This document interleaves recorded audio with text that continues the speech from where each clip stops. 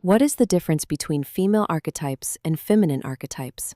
How lived roles and inner dynamics shape archetypal meaning. Confusion often arises around the terms female archetypes and feminine archetypes. They are frequently used interchangeably, even though they refer to different ideas.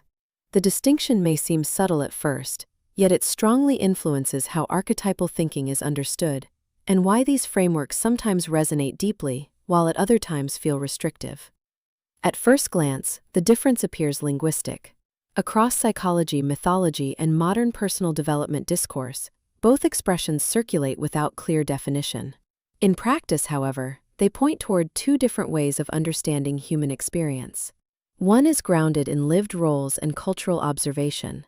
The other focuses on psychological orientation and inner experience. Female archetypes traditionally describe recognizable patterns connected to women's lived experience across time. Figures such as the maiden, the mother, the queen, or the wise woman emerge through social observation rather than abstract theory. They reflect how societies have interpreted transitions in women's lives, linking identity to changing responsibilities and priorities. In this sense, female archetypes provide narrative structure. They help explain how identity evolves through different phases of life. Problems arise when these patterns are treated as prescriptions instead of descriptions. Contemporary lives rarely follow predictable timelines, and many women move through adulthood outside historically expected roles. When archetypes are reduced to social categories alone, they risk reinforcing limitations rather than illuminating experience. Feminine archetypes describe something different. Instead of defining positions within life, they refer to ways of relating to experience itself. Qualities often described as feminine, such as receptivity, intuition, emotional awareness, creativity, or transformation, function less as roles and more as psychological tendencies that become visible under certain conditions. Importantly, these dynamics are not limited to women. People of any gender may move between analysis and intuition, control and surrender, structure and imagination. Much of the confusion surrounding these terms comes from the way archetypal ideas entered popular culture. As psychological language moved into self-help and social media spaces, fluid symbolic patterns were gradually reframed as personality labels. The question shifted from observing recurring experiences to identifying which archetype someone permanently is. Yet archetypal theory originally described movement rather than classification. Understanding this distinction helps explain a common frustration.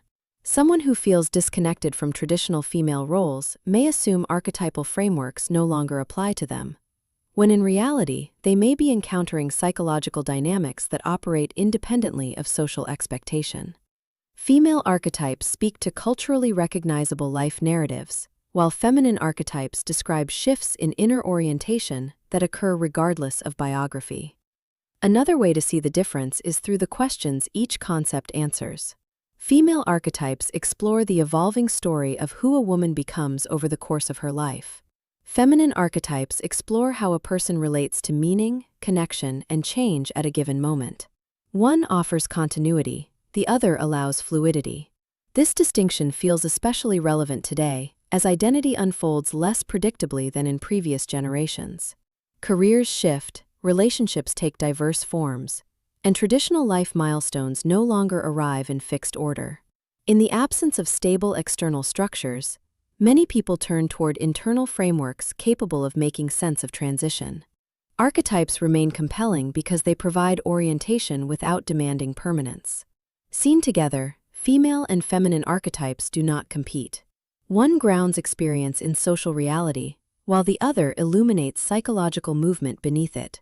The difference ultimately reflects two complementary ways of understanding human development, through the roles people inhabit and through the inner dynamics that continually reshape those roles as life unfolds.